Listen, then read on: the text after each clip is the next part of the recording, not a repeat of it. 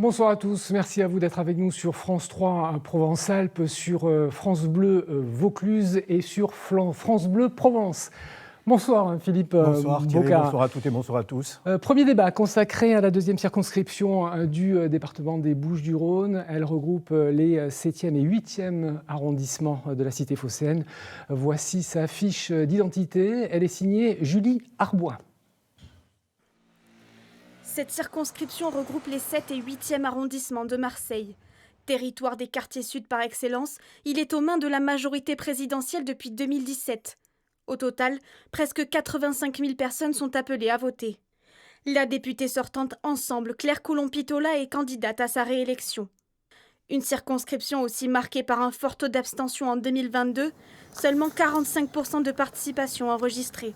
Et cela risque d'être serré à l'heure où la majorité présidentielle n'est plus vraiment favorite et où le Rassemblement national est arrivé largement en tête des élections européennes dans ces arrondissements. La gauche, deuxième aux législatives en 2022, pourrait aussi rebattre les cartes dans cette circonscription.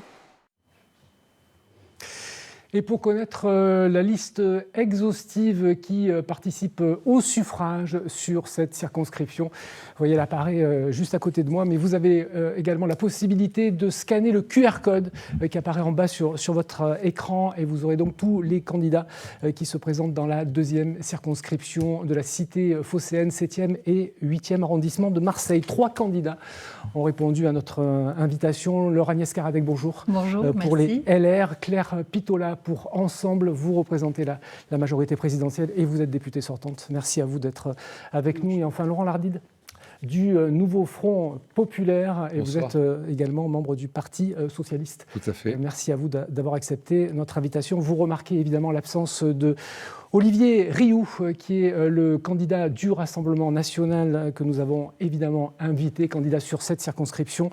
Absent donc car consigne a été donnée aux candidats du Rassemblement national du département des Bouches-du-Rhône de participer à aucun débat. Je précise, et c'est important de le signaler, que sur d'autres circonscriptions, ce sont des candidats de la majorité présidentielle ou du Nouveau Front Populaire qui ont décliné.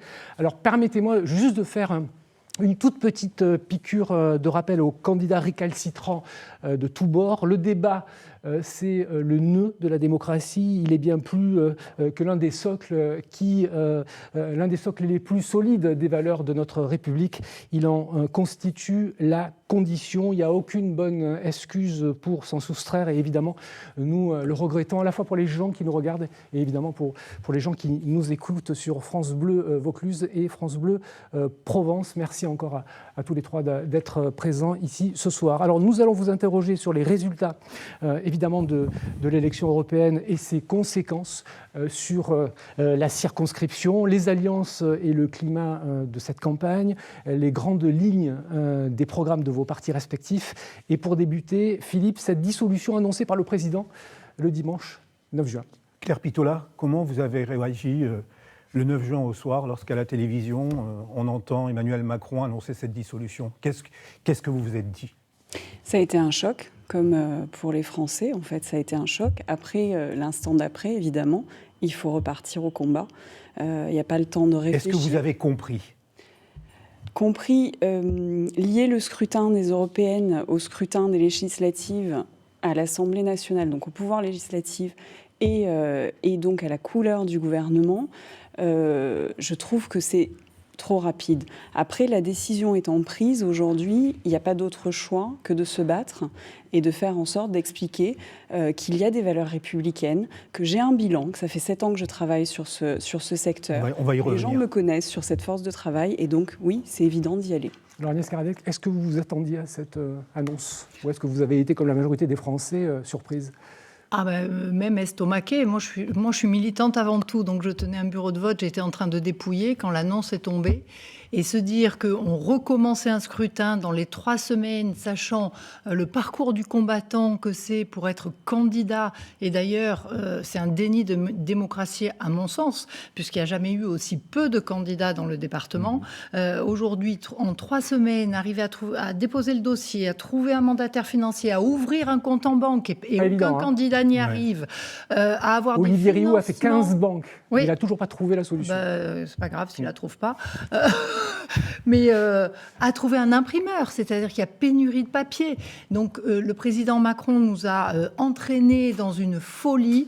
Nous n'avons que 9 jours de campagne pour essayer de convaincre, de porter nos idées. Et en tout cas, moi, je suis ravie d'aller courageusement défendre Marseille républicaine, parce que je ne peux pas me résoudre à ce que les Marseillais de cette circonscription aient le choix entre le RN, la Macronie qui a quand même échoué et qui nous a mis dans cet état-là, et alors LFI, n'en parlons pas, qui sème le chaos. Laurent Lardide, à la lumière des résultats des élections européennes, est-ce qu'il fallait dissoudre l'Assemblée nationale ? Moi, je ne pense pas, non. D'abord parce que c'est un scrutin européen et qu'à force de ne pas respecter la logique des différents scrutins, on finit par les diluer. Aujourd'hui, je pense qu'il n'y a pas beaucoup de Français qui sont capables de dire quel est le rapport de force qui a été établi au soir des élections européennes, alors que nous avons un vrai problème à ce niveau-là aujourd'hui. C'est-à-dire que nous avons un basculement, une évolution du Parlement européen qui pose beaucoup de questions, en particulier sur des questions fondamentales, notamment celle de l'attitude de la France et de l'Europe face au conflit, et notamment au conflit ukrainien. Laurent Lardide, qu'est-ce qu'aurait dû faire Emmanuel Macron pour tenir compte de ce résultat très en défaveur de sa politique durant les 7 dernières années, même si c'était un scrutin européen et qu'il n'était pas question au départ de nationaliser ce scrutin? Je pense qu'Emmanuel Macron a eu dans le passé, dans les mois derniers, et il aurait eu sans doute à l'automne par exemple, l'occasion, à l'occasion d'un débat et d'une loi votée à l'Assemblée nationale, l'occasion effectivement d'affirmer quelque chose de fort, de faire une proposition, éventuellement d'être mis en minorité, et à ce moment-là, en toute logique, dans le cadre des institutions... Démissionner ? Non, pas de démissionner, à ce moment-là de dissoudre, l'Assemblée nationale. Mais comme le dit très bien Laurent Agnès-Caradec, on a le temps de rien faire. On est en train de faire une campagne dans l'urgence. On est en train de nier le principe même d'une démocratie, qui est d'abord d'avoir un débat comme nous l'avons ce soir, mais surtout, nous le savons, l'essentiel, le débat que nous avons sur le terrain avec les habitants de cette circonscription. Claire Pitolin, le président de la République a motivé cette décision par une volonté de clarification des forces politiques en présence. Mais qu'est-ce qui peut se passer le 30 juin et le 7 juillet ? Clarification ou confirmation ? On va plutôt vers une confirmation du résultat des européennes. Est-ce qu'il ne s'est pas tiré une balle dans le pied ? Est-ce que ça ne acte pas la fin du macronisme, cette décision ? Ce qui se passe à l'Assemblée depuis 2 ans, c'est une incapacité des autres partis à travailler à des compromis. Quand on a une majorité relative, ce qui était le cas, on doit faire des compromis. Il y a toujours eu des refus. Aujourd'hui, c'est ce qui se passe encore. On voit des querelles qui n'ont pas lieu d'être. Là, les clarifications, le sujet, c'est des alliances qui étaient non dites et qui émergent. Les alliances émergent, les alliances entre le LR et le RN. Voilà, petit à petit, des volontés de faire barrage finalement à ce qui peut rester de républicains et de laisser passer les extrêmes en toute irresponsabilité. Et je crois que c'est ça qui se passe aujourd'hui. C'est que la politique, ça doit être un lieu de débat, un lieu de compromis. C'est ce qu'attendent les Français, une vision pragmatique des choses, de travailler ensemble. Depuis 7 ans que je suis députée, j'ai toujours essayé de travailler avec tous les partis qui avaient des valeurs républicaines. Et je crois que c'est le moment aussi de savoir se rassembler autour des valeurs républicaines. Situation à l'Assemblée nationale extrêmement complexe. Le président de la République, à travers son Premier ministre et beaucoup de parlementaires, je pense à Gérald Darmanin, ont essayé de trouver des passerelles entre des LR pour faire une espèce de centre droit. Les LR n'ont jamais souhaité participer à cette volonté d'union. Est-ce que finalement les LR ne portent pas une responsabilité dans l'annonce du 9 juin au soir ? Je ne pense pas. Peut-être que les choses auraient pu fonctionner autrement. Oui, mais à force de faire du en même temps, personne s'y retrouve.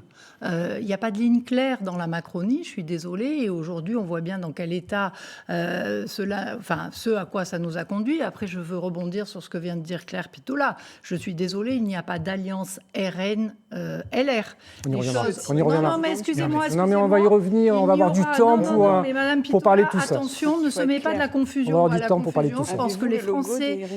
Oui, j'ai le logo du Républicain. Mais bien entendu que oui. Non, mais on va revenir sur ce point-là. On va revenir sur ce point-là et on va y consacrer du temps. Mais si je peux juste finir cette démonstration-là.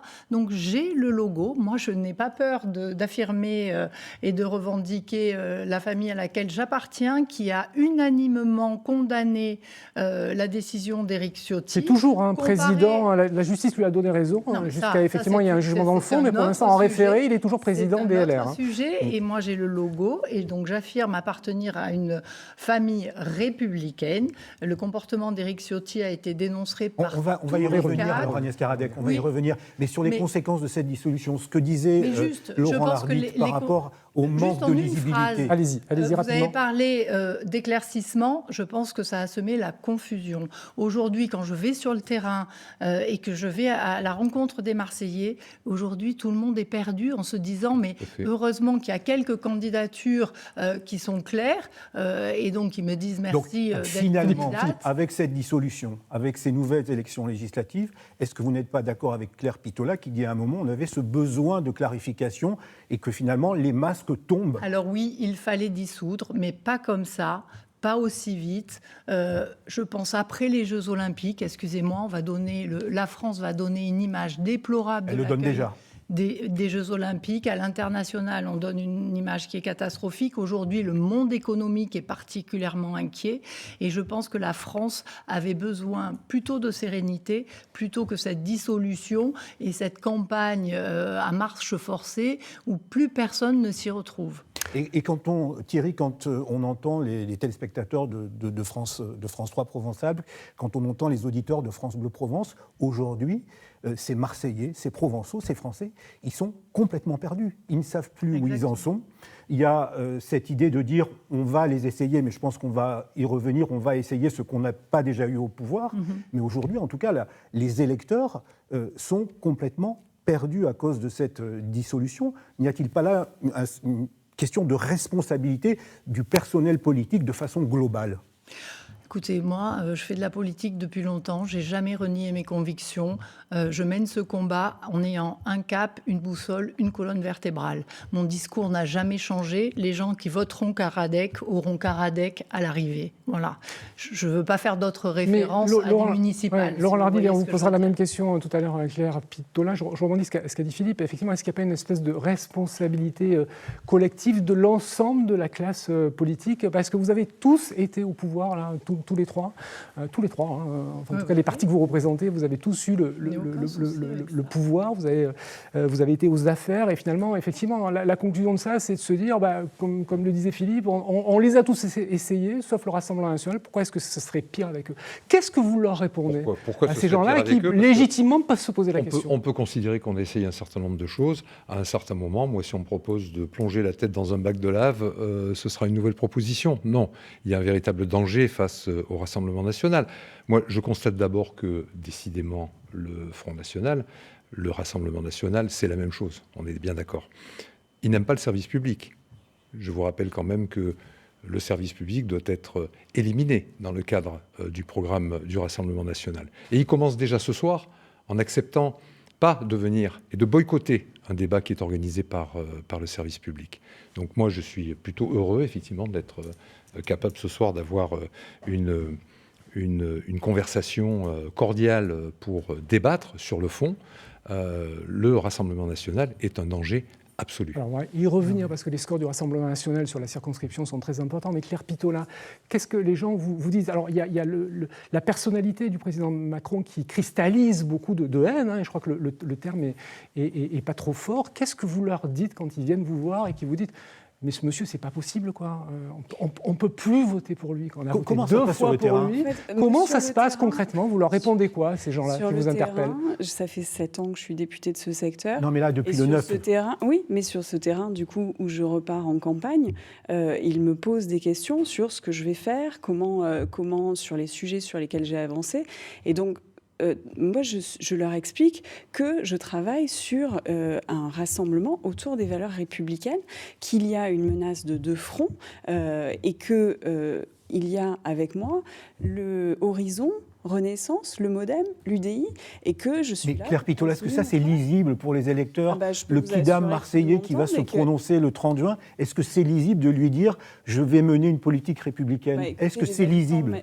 Les habitants de ma circonscription me connaissent, ils savent que j'ai voulu agir sur des enjeux de santé publique au niveau des impacts de l'environnement sur la santé publique. Ils ont vu que petit à petit, avec mes actions sur la qualité de l'air, j'étais devenue présidente du Conseil national de l'air, que j'avais amené ce Conseil national de l'air à Marseille. Ils ont vu que j'avais mobilisé des budgets de plans... Mais ils sont sensibles à ça, où ils vous disent « ouais, mais enfin, globalement, ce que vous nous racontez, c'est bien, c'est beau, mais nous, notre condition, elle n'a pas changé, même elle a empiré. Donc c'est compliqué pour nous, est-ce que vous le comprenez? Bien sûr que je vous ai dit que la dissolution était un choc, et que oui, je leur explique que c'est un choc, qu'il faut se retrousser les manches, qu'on a 2 fronts en face de nous, et qu'il faut se rassembler autour des valeurs républicaines. Et ensuite, on parle de mon bilan et de ma force de travail et ce qu'ils attendent pour la suite. Alors, on va évoquer les résultats sur cette deuxième circonscription, les résultats des élections européennes à la fois dans le 7e et 8e arrondissement. Il y a des palettes avec les chiffres qui vont apparaître, mais très clairement, dans les 2 arrondissements, le Rassemblement national arrive très très largement en tête, 25,4 pour le 7e arrondissement. Il est à 27,63 pour le 8e, avec la liste Reconquête qui fait 10%, 10,71% dans le 8e arrondissement. Le Parti socialiste arrive 2e dans le 7e arrondissement avec 16,89% des voix. Il est 3e dans le 8e arrondissement. Valérie Ayé est 2e dans le 8e avec 16,7 et 3e dans le 7e arrondissement. Quant aux LR, ils sont 7e dans le 7e arrondissement avec 6,76% des voix et ils sont 5e avec 10,17% des voix dans le 8e arrondissement. Ça a été un fief des LR, les 7e et 8e arrondissements. Ça a été le bastion de Jean-Claude Gaudin. Bon, il y a eu une parenthèse avec Robert Vigouroux, mais bon, il a débuté la politique dans ces quartiers-là et il n'en est jamais parti. Les élections municipales à Marseille, les dernières élections municipales à Marseille, il y a un basculement puisque c'est Olivia Fortin qui fait partie de la majorité municipale qui l'emporte, qui gagne la mairie de secteur. Qu'est-ce qui s'est passé pour que le Rassemblement national atteigne de tels scores? On est quand même dans des quartiers les plus bourgeois de la cité phocéenne. Comment est-ce que vous l'expliquez? Je l'explique parce qu'il ne faut pas ramener ça à Marseille. Nous sommes sur des élections, la dernière fois européennes, et là sur des élections nationales. Je crois, et c'est ce que je défends. Moi, aujourd'hui, Marseille républicaine, c'est soutenir l'économie, c'est lutter contre le gaspillage des finances publiques, c'est réintroduire l'ordre, le soutien à la police et une vraie réponse pénale, c'est lutter contre l'immigration incontrôlée. Et donc, quand on parle de ces thématique-là, et évidemment, je rajoute le pouvoir d'achat, parce qu'aujourd'hui, les ménages qui ont des revenus assez moyens tirent la langue.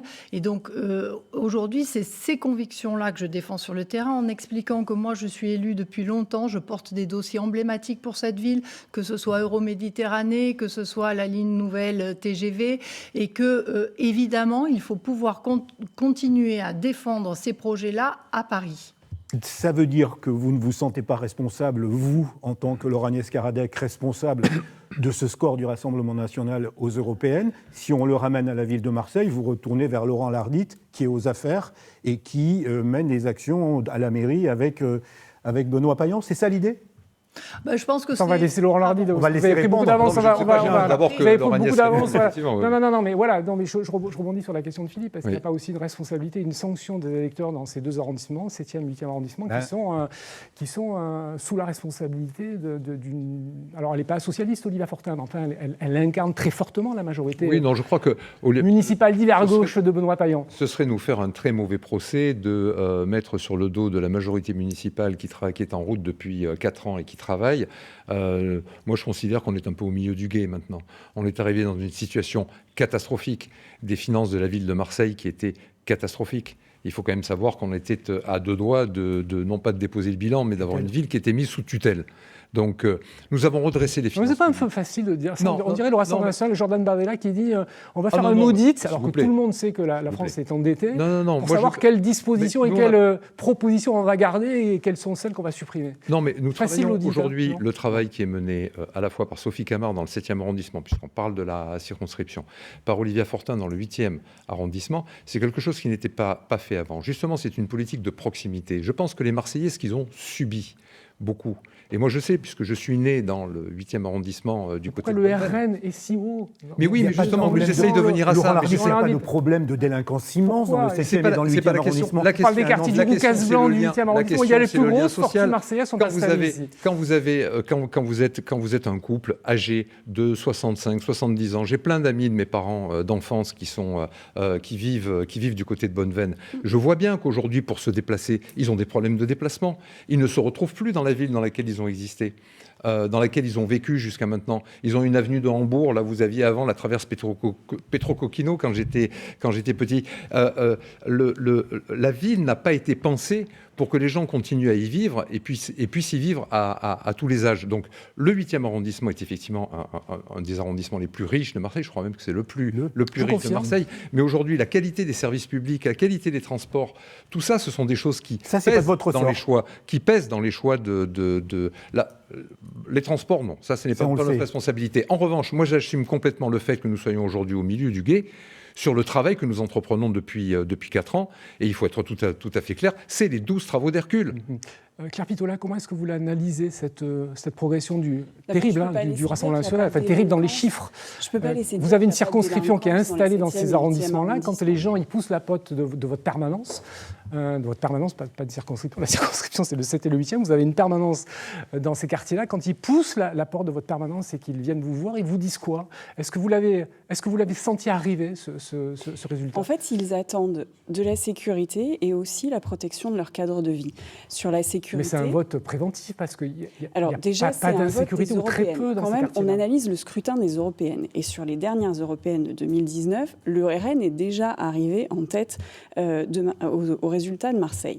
Donc déjà, on est sur un vote des européennes qui n'est pas la même chose. Les Français savent bien que ce n'est pas les mêmes implications au quotidien de voter pour les européennes et de voter pour les législatives pour le futur Parlement. Mais on peut quand même expliquer aux auditeurs et aux téléspectateurs que sur certains grands projets structurants, il y a des aides, il y a des financements qui sont croisés. Vous parlez de la sécurité et de la protection du cadre de vie qu'ils attendent. Sur la sécurité, ce qu'on a amené depuis 2017, c'est d'améliorer la police de sécurité du quotidien. Moi, sur tout le dispositif de sécurité du littoral qui est en place chaque été, puisqu'il y a quand même un sujet d'insécurité sur les plages l'été, sur tout le littoral, ça a été justement, avec les préfets de police qui se sont succédés, de modifier petit à petit ce dispositif de sécurité du littoral qui se fait conjointement à la mairie et qui petit à petit a mis en place des brigades mixtes qui a permis d'avoir de plus en plus de policiers. En fait, ça s'améliore, mais il y a toujours des efforts à faire. Et il faut continuer en permanence à améliorer les choses. Forcément, il y a de plus en plus de monde sur les plages. 60% de plus au moment du Covid de fréquentation. Donc, il y a une surfréquentation et il faut augmenter systématiquement. Donc, les effectifs de police, on les augmente aussi en travaillant avec la mairie. Et puis, sur la protection du cadre de vie, c'est justement limiter toutes les pollutions. Donc, je vous parlais du Conseil national de l'air. C'est mobiliser des budgets pour la dépollution des sites industriels, ça c'est des budgets de l'État aussi, et c'est toutes les attentes des habitants. C'est aussi encadrer les grands événements, puisque c'est une circonscription qui a beaucoup de grands événements, et je veux dire, je peux vous en développer, c'est tout le secteur maritime petit à petit. Avant de parler des alliances, dernière question sur ce point-là, Laure Agnès Caradec, je le disais tout à l'heure, fief LR pendant des décennies, ça a duré pendant très longtemps. Est-ce que vous avez le sentiment que ces électeurs-là vous suivent plus, et est-ce que vous en avez analysé les raisons? Parce que là, visiblement, ils ne sont pas là. Mais ils n'étaient pas là aux dernières municipales et ils sont encore moins là aux élections européennes. Ça risque d'être compliqué pour aux dernières municipales, c'est quand même la désunion qui a entraîné la perte de la ville. Aujourd'hui, pour être dans la rue et écouter les Marseillais, échanger avec eux, quelles sont leurs préoccupations? Le pouvoir d'achat, la sécurité, le retour de l'ordre et le retour de certaines valeurs qu'on a perdues. Voilà. Aujourd'hui, voilà, c'est le chaos partout. Les personnes âgées ont peur de sortir le soir. Vous allez en centre-ville, et moi je vais sur la Canebière tous les jours parce que j'y vais, je travaille. Excusez-moi, la dégradation du centre-ville, elle est flagrante et patente. Moi, je veux bien entendre Monsieur Lardit, la ville endettée, mais vous avez parlé tout à l'heure de Jean-Claude Gaudin. En 95, la ville perdait des habitants, le taux de chômage était à 21%, il n'y avait plus un seul investisseur au nord de la Canebière. Le travail qui a été fait pendant 20 ans a été fait pour remettre Marseille au cœur du jeu. Aujourd'hui, depuis 4 ans, que se passe-t-il? Quel est le projet marquant du printemps marseillais? Personnellement, j'en vois pas. Les Marseillais n'ont vu que 14% d'augmentation de leur impôt. C'est pas un débat sur les élections municipales, je tiens à le préciser. Pas encore, bientôt. Même si effectivement, on peut tout à fait spéculer sur ce que ça peut donner dans la redistribution de la carte électorale en prévision des futures élections municipales, mais c'est pas le sujet d'aujourd'hui. Une question, plusieurs même, sur les alliances qui ont beaucoup alimenté le début de la campagne et qui ont soit atomisé la droite, soit rassemblé à gauche des partis qui s'étaient très éloignés, voire quelquefois insultés.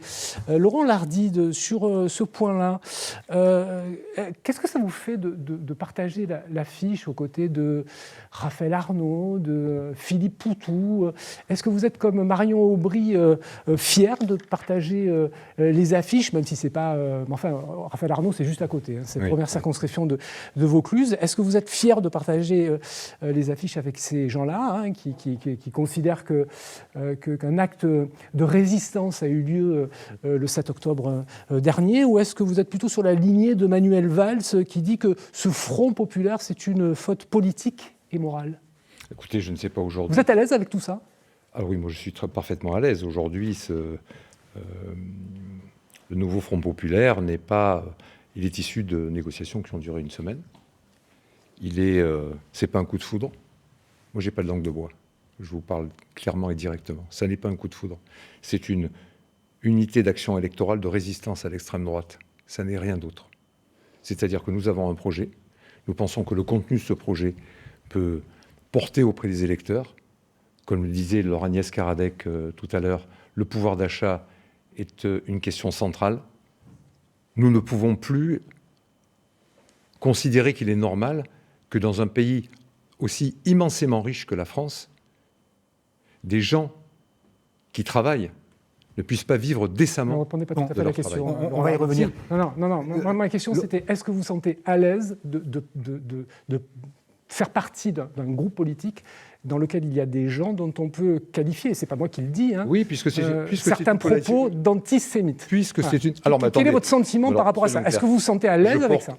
Non. Vous étiez avec Raphaël Glucksmann tout à l'heure. J'étais avec Raphaël Glucksmann tout à l'heure et nous avons eu des expressions très claires à ce sujet et j'étais ravi de l'accompagner. C'est un grand homme politique qui porte magnifiquement les valeurs que je défends depuis que je me suis engagé en politique. Les fondements de ces valeurs, c'est d'abord les valeurs de la République, celles de l'égalité, de la liberté et de la fraternité. Et ça, déjà, c'est quelque chose qui, pour moi, m'oppose au Rassemblement national de manière claire. Ensuite, lorsque on commence à rentrer dans le champ des partenariats ou des coalitions, moi, il est tout à fait clair que moi, je fais la différence entre Laure Agnès Karadec et Éric Ciotti.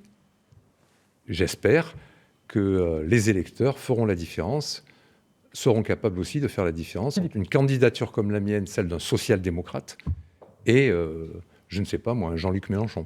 Ça veut dire, Laurent Lardit, que le 8 juillet au matin, ce nouveau Front populaire de gauche, il explose. Mais pourquoi il explose? Absolument pas. Vous dites que vous ne pouvez pas vous rapprocher... Non mais c'est un accord électoral ou c'est un accord de programme? C'est quoi? C'est un accord électoral et un accord de programme. Les deux sont là. Beaucoup de choses et en désaccord sur beaucoup aussi.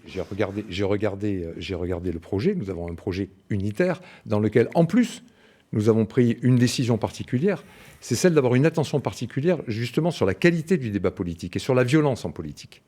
Et moi, je peux vous dire aujourd'hui que par rapport à des questions sur lesquelles je n'ai jamais varié, la lutte contre l'antisémitisme, la lutte contre le racisme, la lutte contre la xénophobie, tout ça, ce sont des combats qui, pour moi, sont des lignes rouges. Et j'espère bien que dans le cadre de cette alliance et dans le cadre de l'accord qui a été passé, s'il devait y avoir des dérapages dans les jours qui viennent, nous aurons la force d'exclure ceux qui pourraient avoir ces dérapages. Il faut leur expliquer, si vous êtes, par le plus grand des hasards, à côté, si vous êtes élu, de l'Assemblée nationale, à côté de Raphaël Arnaud ou de Philippe Poutou, il va falloir faire de la pédagogie, parce qu'ils ne sont pas tout à fait sur la même ligne que vous. Mais vous avez quand même vu ça, fonctionner. C'est une autre histoire. Claire Pitol l'a mieux que nous ici, puisqu'elle siège à l'Assemblée nationale. Laurent Escarlec est évidemment sur la question des... Les lignes rouges sont des lignes rouges, par contre. Absolument, tout à fait. Laurent Escarlec, alors évidemment, on a beaucoup parlé... Et je sais que nous les partageons. Laurent Escarlec, évidemment... Les lignes rouges sont des lignes rouges. Quelle unité de peut-être. Laurent Escarlec, on a beaucoup parlé de cette alliance, l'explosion, l'atomisation des LR, avec cet accord avec le Rassemblement national. Comment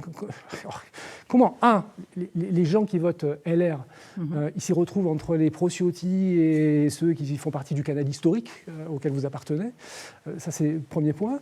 Et deux, comment est-ce que vous organisez dans la campagne pour faire passer ce message de différence, d'opposition finalement entre un parti qui s'est ouvert en deux?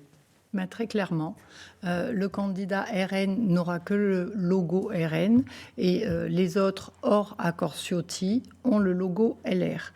La famille LR a réagi unanimement et même a anticipé les déclarations de M. Ciotti quand ça a commencé à fuiter. Tout le monde a été aligné. Laurent Wauquiez a décidé de mener le combat en Haute-Loire pour montrer l'exemple. Moi, en tant que présidente de la fédération, je mène le combat. Je n'avais pas prévu ça dans mon agenda. Mais parce que nous avons des convictions chevillées au corps, envie de défendre cette famille politique qui a quand même été salie par la méthode Ciotti. Et quand j'entends M. Lardit, parce qu'après, à un moment donné, je ne peux pas accepter tout ça. Vous acceptez... quelle gauche vous défendez, M. Lardit? Je pense que s'allier à M. Poutou, s'allier à M. Mélenchon est dramatique pour la France. Moi, j'ai cru comprendre que vous étiez plutôt dans la philosophie de M. Peset, et j'aurais préféré que vous ayez le comportement d'un Jérôme Gage qui va courageusement à l'élection en portant des valeurs sociales et socialistes comme je pensais que vous pouviez les porter, comme un Emmanuel Valls ou un Cazeneuve, qui vont droit dans les bottes avec l'étendard d'une gauche humaniste que je respecte parfaitement. Laurent Escarlec, on sait que vous n'aimez pas faire de politique fiction. On se projette le soir du 30 juin. Il faut 12,5% des inscrits pour se retrouver au deuxième tour. Des inscrits, c'est important. Des inscrits. Si le taux de participation n'est pas très important, il faut monter à 20. 12,5% des inscrits. Qu'est-ce que vous faites si vous ne les avez pas, que vous êtes éliminé pour le second tour? Est-ce que vous donnez une consigne de vote? Est-ce que vous laissez vos électeurs se décider tout seuls? Qu'est-ce que vous faites? Bien, je pense que vous nous inviterez au soir du premier tour, parce qu'aujourd'hui, une élection et en politique, rien n'est joué d'avance. Je pense qu'il y a une confusion extrême et sincèrement, je ne sais pas comment les Marseillais vont voter. Vous n'êtes pas du tout sur la ligne d'Yves Morenne. Je suis dans l'état d'esprit François-Xavier Bellamy. François-Xavier Bellamy, vous êtes responsable, vous l'avez dit, vous êtes président de la Fédération LR. Donc il y a François-Xavier Bellamy qui était le candidat aux élections européennes, qui est toujours effectivement qui est devenu, alors pour le coup, un membre imminent des Républicains canal historique. Et lui, clairement, il dit, moi, c'est Rassemblement national deuxième tour. Entre un Front populaire et un RN, c'est RN. Je pense Yves Morenne a dit exactement la même chose et très tôt. Je pense que c'est une faute politique de parler du deuxième tour avant d'avoir fait le premier tour. Et les électeurs, ils ont besoin de savoir. Mais pourquoi ils ont besoin de savoir? Moi, je me présente avec des convictions sur une ligne de conduite qui est la mienne et que je défends. Et je la défends pour être au deuxième tour. Alors, sur le vote au deuxième tour, évidemment, on vous posera la question à tous les deux, mais d'abord sur le rassemblement, sur le fait qu'effectivement, il y ait une recomposition des partis politiques, ce qui va avoir un véritable impact sur la redéfinition de la carte électorale. Vous, il ne s'est pas passé grand-chose. Vous partez seul, finalement. Enfin, en tout cas, la majorité présidentielle n'a pas réussi à nouer des accords, alors, vraiment à la marge, avec ce qui était la volonté de Gabriel Attal et du président de la République, soit avec le centre-droit, soit plutôt avec cette gauche social-démocrate que vous incarnez, d'ailleurs, Laurent Lardit. Vous partez seul au combat. C'est un avantage, c'est un inconvénient. Comment est-ce que vous évaluez cette situation? Déjà, il y a trois groupes. On rajoute l'UDI. Et globalement, dans l'Assemblée telle qu'elle était, c'est le plus gros pool en fait d'union autour des valeurs républicaines. Donc déjà, c'est quand même, vous dites, c'est pas grand-chose, mais c'est quand même beaucoup. Non, mais si on ajoute ce que ça peut... c'est faire un nombre à l'Assemblée. Si on ajoute ce que ça peut peser en termes de voix en valeur absolue, ça pèse en tout cas. Je veux dire, on a passé une grande majorité des textes à l'Assemblée depuis le début du mandat. Malheureusement, on avait un effet bordélisation dans l'hémicycle qu'on connaît dû à l'extrême gauche. Et on avait cette incapacité des autres partis républicains à venir trouver des compromis. Je crois qu'aujourd'hui, ce qui intéresse les Français, c'est vraiment d'aller vers la suite, ce qu'on pourra construire et enfin d'être rassurés sur le fait qu'il peut y avoir une politique de compromis. Parce qu'aujourd'hui, c'est comme ça, on doit pouvoir... Vous croyez que les Français, ils veulent ça, cette politique de compromis ? Vous croyez qu'ils veulent ça, les Provençaux, les Marseillais ? J'ai commencé la politique il y a 7 ans, en étant députée. J'ai travaillé dans l'entreprise avant, dans l'industrie. Je suis ingénieure de formation. Et travailler dans une entreprise, dans un projet d'entreprise, c'est vraiment trouver, en fait, pour un projet commun, que chacun, en fait, retrouve ses différents intérêts autour d'un projet commun. Mais est-ce que c'est pas en même temps trouver un projet commun alors qu'on n'a jamais été aussi polarisé que ce qu'on l'est aujourd'hui? J'ai l'impression que les gens ne peuvent pas se parler, peuvent plus parler. Vous voulez abandonner et céder la place aux extrêmes? Je pose la question. Je ne suis pas de ces personnes-là. Donc moi, tant qu'on peut essayer de dialoguer, je cherche à dialoguer et je cherche à proposer des projets. On a amené Marseille en grand, c'était au dernier mandat. Alors justement, Marseille en grand, des milliards d'euros qui ont été annoncés par le président de la République, une grande opération nationale au profit de Marseille. Laurent Escaradec, qui est présidente d'Euroméditerranée, qui a prévu un certain nombre d'évolutions dans le futur. Qu'est-ce que ça devient tout ça? Parce que ça a été annoncé à grand renfort, devenu d'Emmanuel Macron. Qu'est-ce que ça va devenir, les Marseillaises et les Marseillais qui vivent dans ces secteurs-là, notamment dans le secteur? En fait, le but, c'est d'élire des députés pour qu'il y ait une majorité qui continue à voter de ces budgets et qu'on puisse continuer ces projets de modernisation de la ville, d'amélioration des écoles. Il y a besoin de budget pour ça. 5 milliards. 5 milliards, c'est considérable. Et c'est parce qu'il y avait un retard de service public. Laurent Lardit, si jamais vous arrivez au pouvoir le 8 juillet, qu'est-ce que vous faites de Marseille en grand? Et bien entendu qu'il faut poursuivre. Il faut poursuivre le plan école. Il faut poursuivre le plan de développement des transports. Nous sommes dans une ville qui a subi un certain nombre de retards. Il faut continuer à travailler très fortement et avoir des soutiens de l'État importants sur le logement. Ces questions sont fondamentales pour Marseille et je crois que tout le monde est capable de s'accorder sur ce sujet. Laurent Escaradec, il y a quand même un rapport de la Cour des comptes qui a été mis au jour et qui est très, très, très sévère envers la manière dont tout ça a été fait par rapport à ce plan de Marseille en grand, catalogue de mesures pas porteur de vision cohérente, improvisation, et les collectivités locales qui sont associées avec l'État dans le projet Marseille en grand sont évidemment également montrées du doigt. Là aussi, il faut faire le ménage, là, parce que visiblement, la manière dont ça a été enclenché, c'est pas du tout la marche à suivre. La bonne marche à suivre. Mais bien sûr, je ne porte pas la responsabilité de Marseille en grand. On est bien d'accord, c'était une volonté d'Emmanuel Macron. Après, la présidente Martine Vassal, évidemment, a voulu accélérer sur les transports, puisque c'est la priorité de la métropole. Aujourd'hui, on a des lignes de tramway qui se développent au nord, au sud, pour structurer justement cette ville. Et donc, ça serait Mais vous êtes élu, pas ce dimanche l'autre. Oui. Vous activez pour relancer Marseille en grand avec une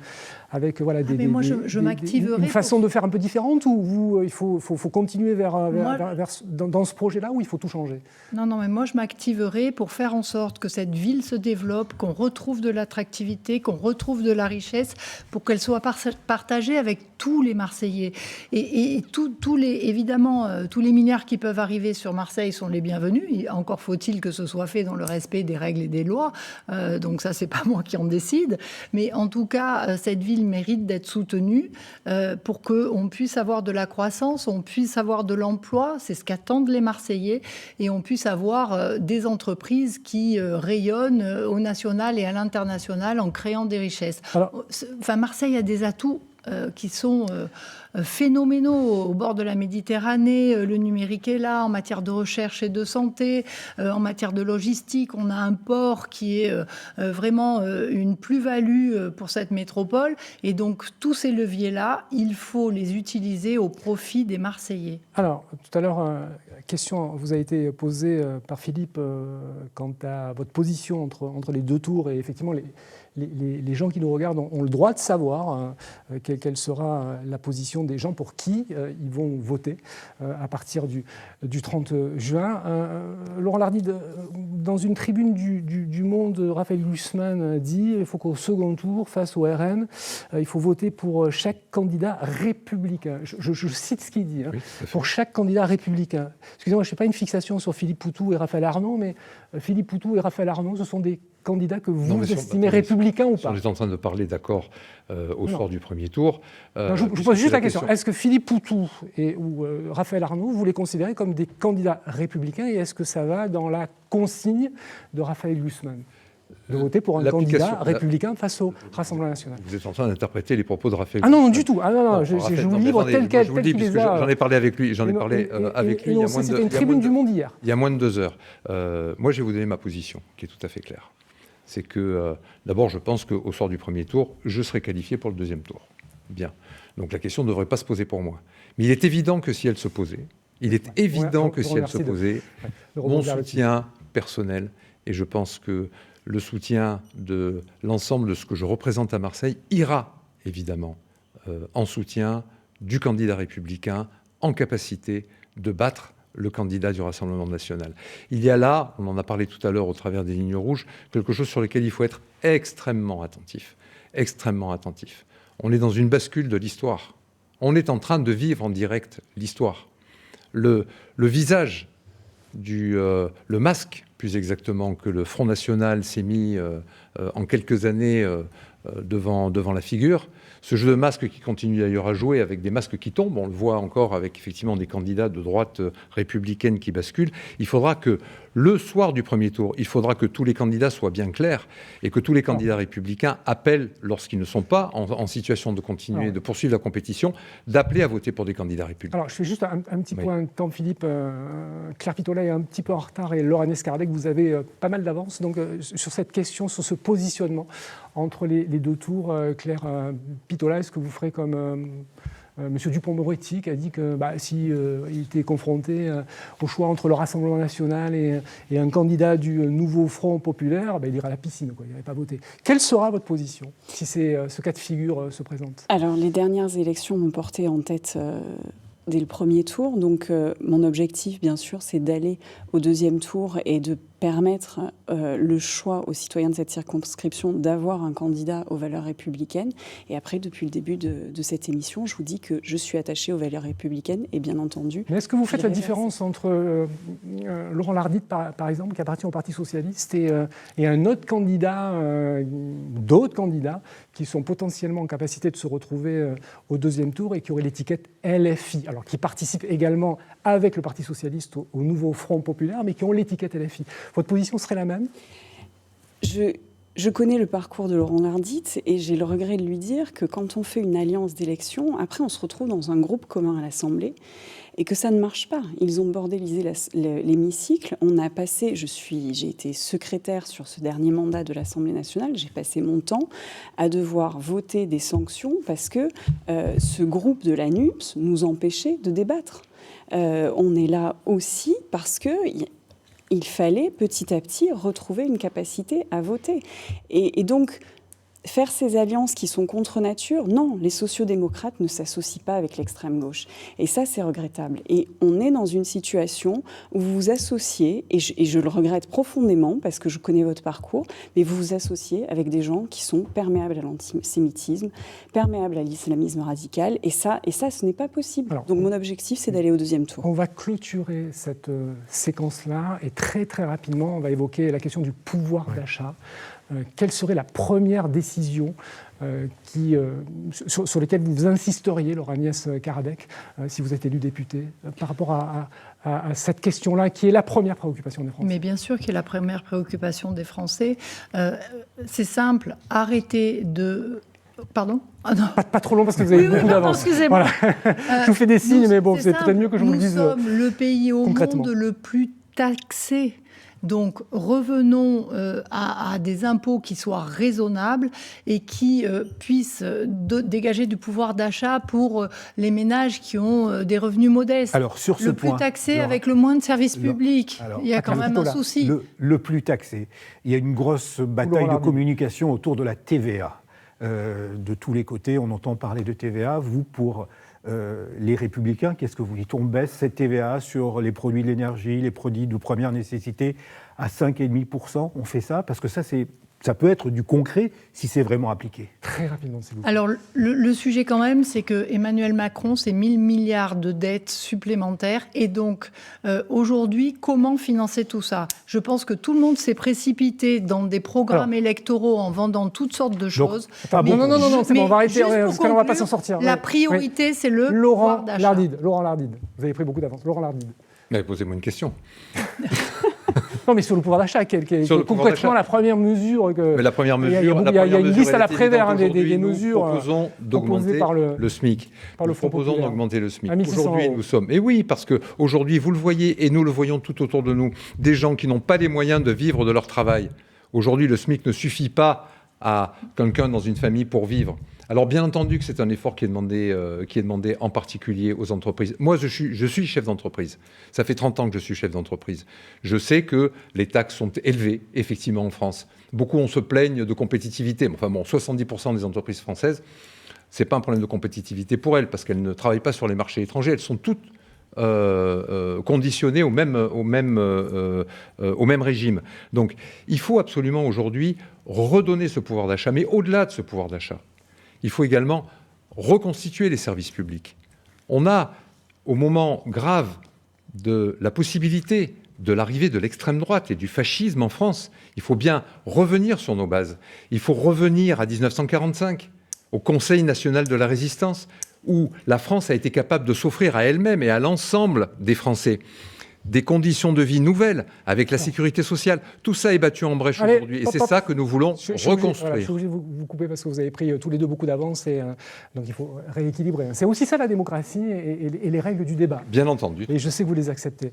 Un mot sur le pouvoir d'achat et des propositions de Ensemble, Claire Pitollat. Alors, très honnêtement, on ne va pas évoquer la question des retraites parce que de toute façon, il n'est pas question, en tout cas chez vous, de revenir sur la question des retraites.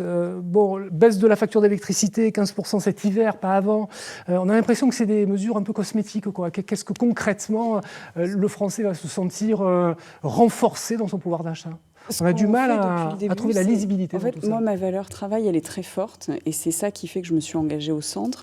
Et ce qu'on fait depuis le début, depuis 2017, c'est faire en sorte d'avoir plus d'activité économique, d'avoir plus d'emplois et de faire en sorte que le travail permette de vivre mieux. On a augmenté la prime d'activité pour ça aussi, pour faire en sorte que même quand on est en temps partiel, on puisse avoir un revenu plus élevé. Et il faut poursuivre dans ce chemin-là. Donc, c'est baisser les impôts des entreprises, on l'a fait. Les inciter, en tout cas, à embaucher, à avoir de nouvelles recrues. On a augmenté le nombre d'apprentis. On va continuer à avoir des primes à l'embauche. C'est tout ce qu'on soutient pour que le travail soit plus rémunérateur. Parce que le travail, c'est une insertion sociale. Et pour vous dire sur quoi j'ai travaillé aussi, j'ai travaillé à tout ce qui était accès à l'emploi des personnes éloignées de l'emploi et justement d'avoir les acteurs économiques au cœur de ce sujet-là. Dans le plan Marseille en grand, ça s'appelle les carrefours de l'emploi et nos acteurs économiques, dont la CCI, en sont pleinement impliqués. Claire Pitollat, vous avez évoqué le monde de l'entreprise et comment booster ce monde-là pour faire en sorte qu'il soit plus enclin à embaucher. Alors il y a aussi dans les propositions la réforme des charges sociales par rapport à ce que paient les entreprises pour faire en sorte qu'effectivement les salaires soient augmentés. On a le sentiment que c'est une initiative qui se répète régulièrement et que les entreprises, elles n'embauchent pas pour autant. On a fait globalement le bilan économique, il est en fort soutien à l'économie. Le quoi qu'il en coûte en sortie du Covid a permis de sauver beaucoup d'entreprises. Et on a fait des baisses de charges sur les entreprises, on a donné des primes à l'embauche, on a fait en sorte qu'il y ait justement tout cet apprentissage qui se développe.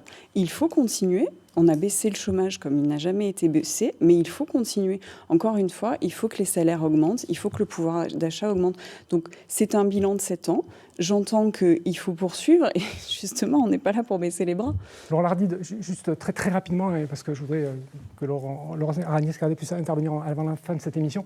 4 000 euros, les impôts augmentent. C'est ce qui est proposé par le Front Populaire, le nouveau Front Populaire. Ça veut dire quoi ? 4 000 euros, vous les gagnez, Laurent Lardide ? Enfin, je présume. Non. Mais bon, 4 000 euros, on est riche à 4 000 euros ?